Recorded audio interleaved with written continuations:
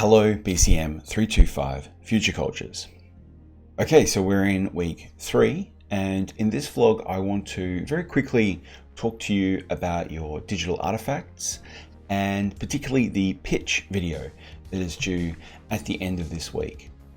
So there's a lot of moving parts in the pitch video, and it's a maximum of 2 minutes. So you have to be very efficient in the production of your video. So hopefully I'll do the same and get through things very quickly in this vlog. So let's quickly head over to the website, to the Moodle site. So the first thing I want to point out for the digital artifact is that if you're stuck and you're still trying to get ideas, please check out the blog, futurecultures.blog, and head to this page, the Ideas and Concepts stack.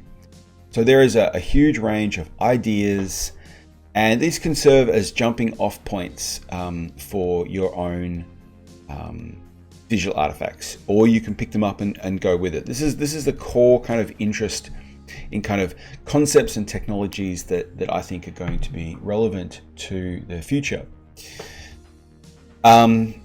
However, you can continue a digital artifact that you've been working on.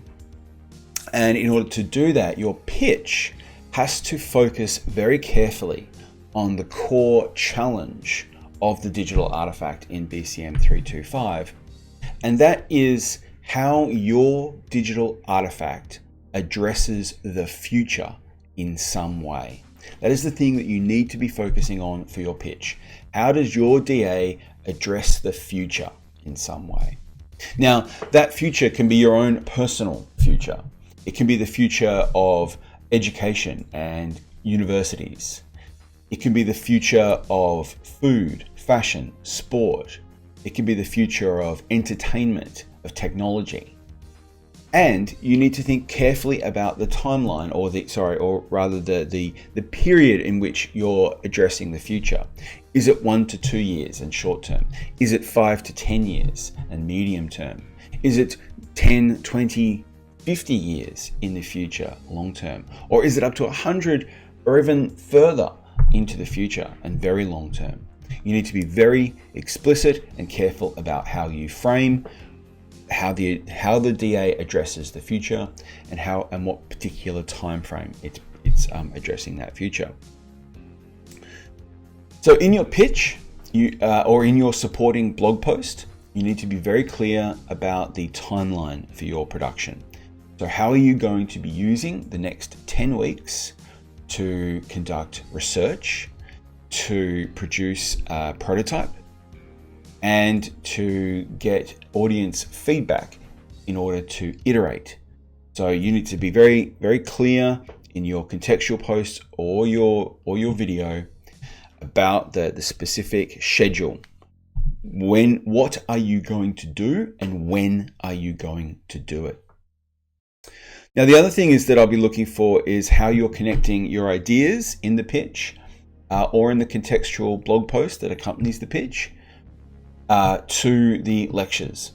So if we head back over to the Moodle site and go down to week 3, you'll see that this week is the longest lecture series. There's actually 3 lectures this week. In week 2, we looked at the concept of the science fiction novum and how science fiction and the idea of the speculative novum helps us to think about the future. So that's going to be one point that's going to be relevant, particularly if you're speculating on the future in your digital artifact or in your pitch. The lectures this week are divided into 3 parts. In the first part, we look at how we have predicted the future in the past, and I'm talking ancient past. In part 2, I introduce you to the concept of future studies. And in part 3, we look at the post-World War II era and how governments and organizations have been able to institutionalize the future studies program and draw on predictions and modeling and algorithms to actually think about and plan for the future.